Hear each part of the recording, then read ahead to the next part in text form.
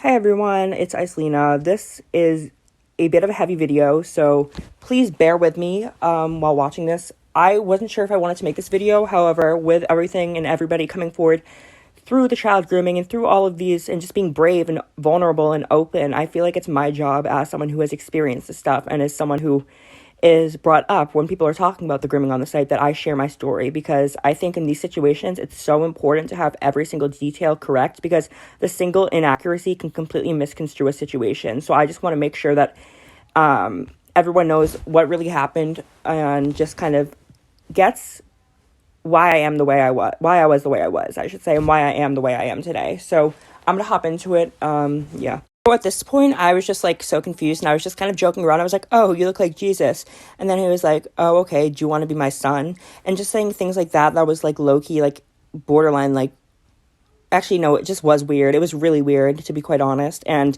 there were comments that were made that made me feel weird, but at the same time, like, this guy was taking an interest in me, and I didn't want to like shut him down or just completely shut the door and just like be rude. So I kept talking, and the conversation progressed to the point where he started asking me for photos of myself. It started off just like, "Oh, can you take a selfie? There's like a Skype option where you can take a selfie," and just things like that. So I did, and he's like, "Damn, you're really cute," or something along the lines of that. And at this point, he was like, "Why don't we progress this to a Skype call?" And I was like, "Oh, okay," because I did not think that it was going to go that far. I was like relatively innocent at 13. Not super innocent, like, don't get me wrong, but relatively innocent. So I joined the Skype call, and the first thing I see is it is Pocket. I don't see his face. He's sitting in a brown chair in long blue jeans. This image is so vivid in my head. And he just has a boner, like, sticking through his pants, like an obvious blatant boner coming out of his pants. And I only see, like, his chest and below, because he angled his camera in a way that I could only see, like, this bottom half of his body. So I'm sitting there like, oh my gosh, like, what do I do? How do I get out of this situation?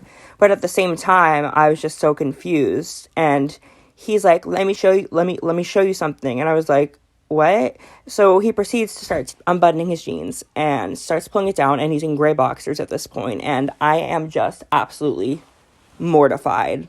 I'm also very intrigued, if I'm being completely honest, because no one has ever taken an interest in me like this. And I was kind of just an easy to manipulate child who could be taken advantage of with a snap of my fingers. And that's exactly how I was, just completely vulnerable. At this point, I'm just like so confused. And he's like, take it off right now, take this off right now, or I'm gonna get your account deleted. And just saying shit like that to like threaten me, saying, oh, I'm gonna message Trishy, like, I have a lot of swing on this site, to the point where he made me pull down my pants. And I don't want to go into too much detail, especially because I now identify as a trans woman, but you can get the gist of what happened after that and the aftermath. It was disgusting, truly disgusting, and something that I try to block out of my memory, because it is such a low point on my time on this site, such a low point. And the fact that he's done it to multiple other people, which I came to realize not long after, was just disgusting to me. And at that point, I did take a break for a couple months because I was just so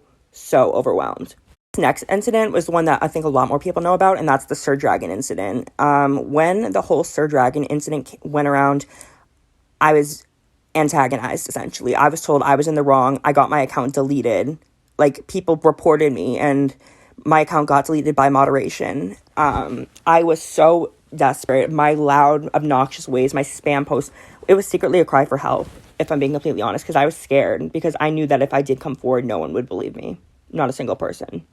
So eventually, there was a bunch of super fast 24/7 drama, and I come forward, and I share my piece. And when I say almost every single person said it was my fault and was attacking me and saying, oh, stop trying to get a moderator banned, and just no one was on my side. And it's good to see that people are starting to kind of change that perspective. But as a kid with this situation, and not a single adult or teenager, as a matter of fact, on the site agreeing with me, saying that it was my fault because I'm too annoying or too childish. It was disgusting. Nothing short of it.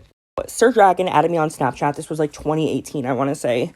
And he and I were talking, and he was talking about his job. I'm pretty sure he like worked at McDonald's or something, like literally. I'm pretty sure we were just having a normal conversation, and he was like, "Oh, do you want a video call?" I was like, "Sure, whatever." So it was cool. Like the first time that we video called, like literally nothing happened. Like we were just talking and whatnot. And as the days progressed, we got closer and closer. And I was like, "Oh my gosh, I look to you as like an older brother," saying shit like that to him, and he acknowledged it. And yeah, at that point, I just wanted to get buddy with a moderator, especially on the Discord, because I knew that my ass would be grass. So I just wanted someone to talk to, and I felt like Sir Dragon was always just a chill guy. He didn't really have like beef with anybody, so I just realized I was like, okay, he's someone easy to talk to. So time progresses, obviously, yet again, and it gets to the point where he asks to see my flaccid penis, and he is sending me pictures of this little chode, and it was disgusting. But at the same time, I was so intrigued. I was going through my puberty phase, essentially. 2018, I was 14, 15. And he is going like, "Oh, why don't we take this to video call?" Like, I sent him photos back because he was like, "Oh, don't be shy," like, whatever. Like, trying to make me feel comfortable, I guess, and trying to make me feel like it's an okay thing to do and that no one would ever know. And it's just our little secret. And just saying shit like that, which was so disgusting to me.